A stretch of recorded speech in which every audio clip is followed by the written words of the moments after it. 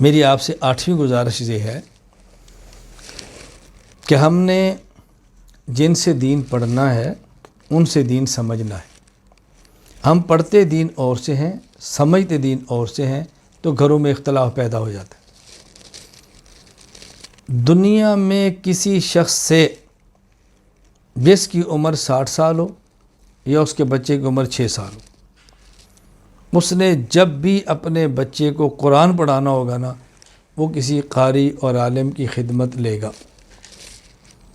اگر کسی اسکول میں بھی بچہ جائے گا نا، تو وہ کہیں گے کہ ہم حفظ کراتے ہیں، کیوں؟ ہم نے قاری صاحب رکھے ہوئے،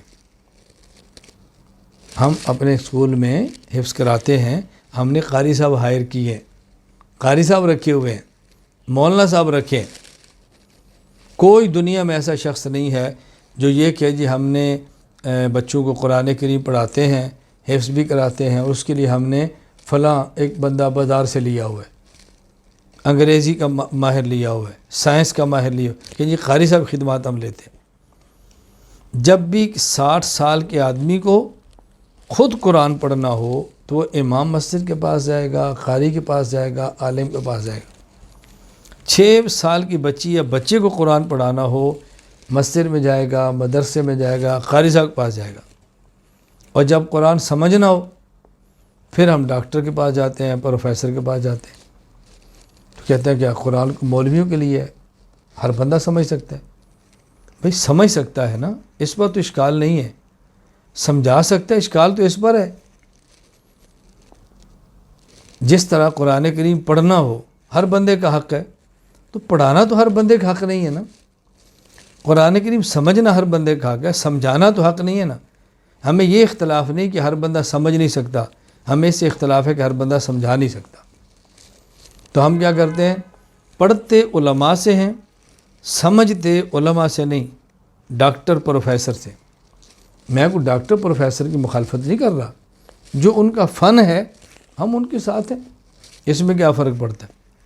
مجھے درمیان میں ایک بات یاد آئی، چند دن پہلے میں ایک ڈاکٹر صاحب کے پاس گیا، اپنے دانتوں کا چیک اپ کرانا تھا۔ تو ڈاکٹر صاحب نے پوچھا جی آپ کیا پئیں گے؟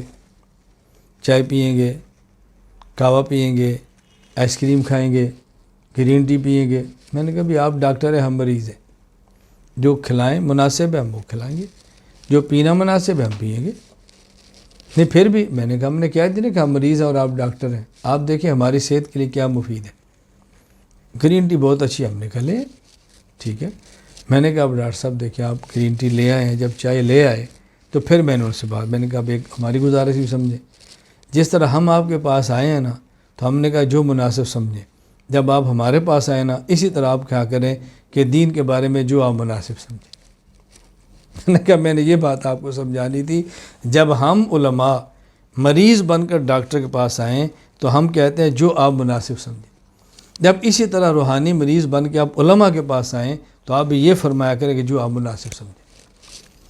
جب طب اور ڈاکٹری کی بات آتی ہے تو آپ کہتے ہیں ہمارا فن ہے، اور جب علم اور دین کی بات آتی ہے تو ہم کہتے ہیں ہمارا فن ہے، تو آپ کہتے ہیں کہ دین سب کا نہیں ہے، قرآن صرف تمہارا ہے، تو کیا طب صرف تمہاری ہے، ڈاکٹری تمہاری ہے؟ بھئی ایک فن کو آپ نے سیکھا، ایک فن کو علماء نے سیکھا۔ میں کیا کہہ رہا ہوں؟ جن سے دین پڑھتے ہو ان سے دین سیکھو، گھر میں جھگڑا نہیں ہوگا، گھر میں لڑائی نہیں ہوگی، گھر میں پھڈا نہیں ہوگا۔ ہم نے پڑھا اور سے ہوتا ہے، سیکھتے اور سے ہیں۔ خامد کا الگ ذہن ہے، بیوی کا الگ ذہن ہے، بیٹی کا الگ ذہن ہے، بیٹے کا الگ ذہن ہے، ایک ہی گھر میں پھڈا چل رہا ہے، ایک ہی مسجد مختلف درمیان شرارتیں ہو رہی ہیں۔ تو میں فرقہ واریت ختم کر رہا ہوں، فرقہ واریت بڑھا نہیں رہا، میں آپ کو وہ نسخہ پیش کر رہا ہوں کہ جس سے آپ کی مسجد کا ماحول بھی ٹھیک ہوگا اور آپ کے گھر کا ماحول بھی ٹھیک ہوگا۔ پڑھے بھی علماء سے اور سمجھے بھی علماء سے۔